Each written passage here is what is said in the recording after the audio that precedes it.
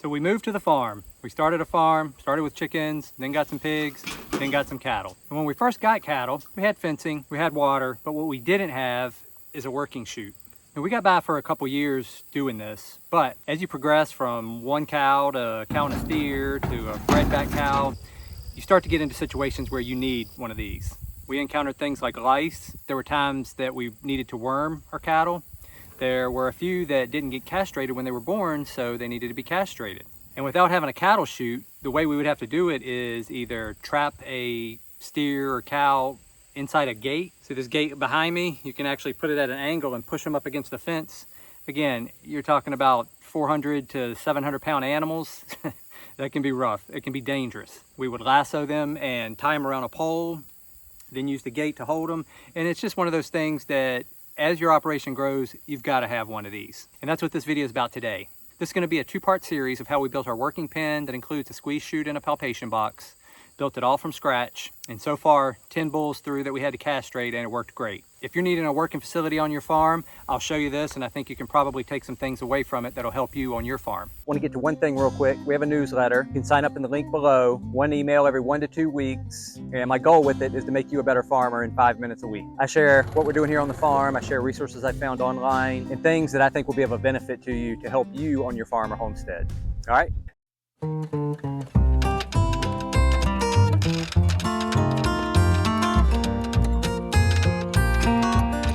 Essentially what a working pen is a place to work your cattle.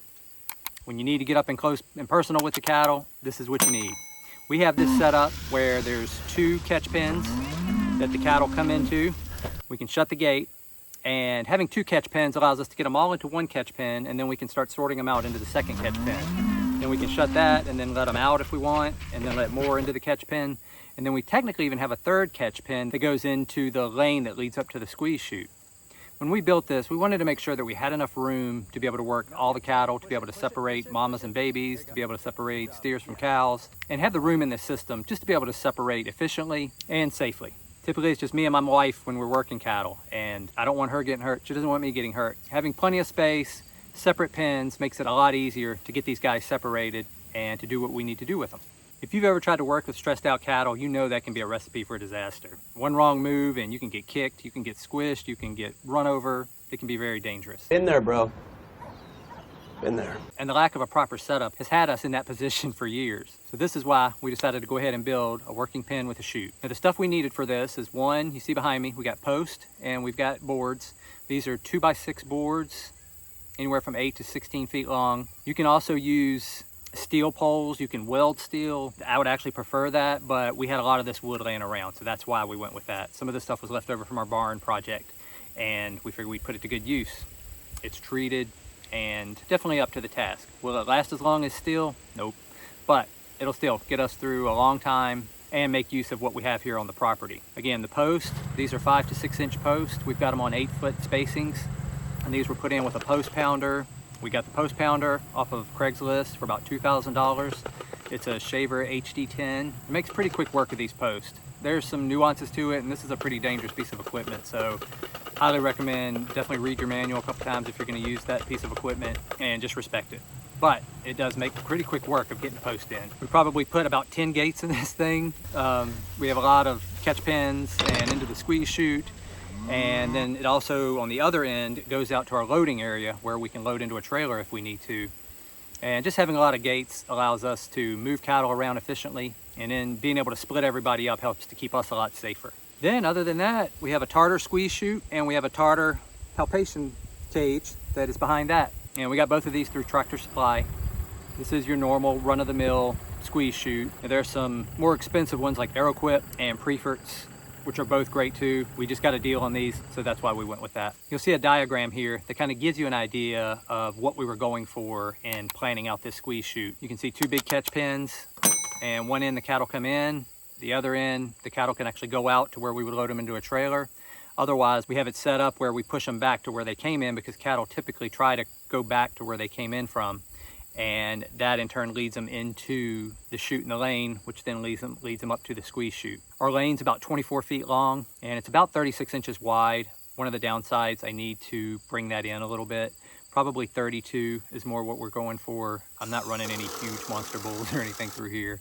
It's more for preg checks. It's more for castration of younger bulls. 36 feet is enough that probably some of my smaller ones are going to be able to turn around. So that's something that I do need to address. And we'll either put some cattle panels in there or something to tighten it up a little bit. We picked this specific spot, one, because we have a pole barn here, which gives us already a free wall. It's a huge 40-foot wall, and that makes a big part of the catchment pens. The other reason is that this is where we load our cattle when we need to take them to the processor. Using some of the same lumber, the same wood for the things that we're using to load cattle, now we can also use this as a working area for cattle so that I'm not duplicating things and having to buy things twice. We did have to do some ground leveling. This is on a hill, and you'll even notice that with my chute, some of the walls are leaning a little bit, and that's to compensate for the hill. We did do some site leveling where we put the squeeze chute, where we put the palpation cage, as well as the area where we're working on the cattle from outside the cage. Simple tractor and a bucket, very easy. So like I said, before we set this up, we were throwing together panels to make makeshift catchment pens. We were trapping cattle behind gates, trying to lasso them and wrap them around poles. And just nothing goes smoothly when you do it like that. Cattle can sense a lot of this stuff, and they're not very cooperative when they think something's going on. That's why we needed a much better setup and a proper setup to be able to work cows appropriately. Using these 2x6s, they're great. They're treated, again, 8-foot lengths, 16-foot lengths, and we've got the poles on 8-foot spacings. That gives plenty of stability when the cattle are going up the lane. We have these on both sides, and with the lane itself, it's pretty solid. There's 2 gaps in the lane, and they're there on purpose. About every 4 foot, there's a vertical board or a post, and I can stick a metal pipe through. That's as cattle work their way up, I can stick a pipe through, and then that way if they try to back up, they can't back up. And as they keep progressing up through the chute, we keep just adding pipe that keeps the cattle moving forward. So running the 10 that we ran through here, this has worked very well. We had no issues. I've got them set about 6 feet high. Again, you want these high.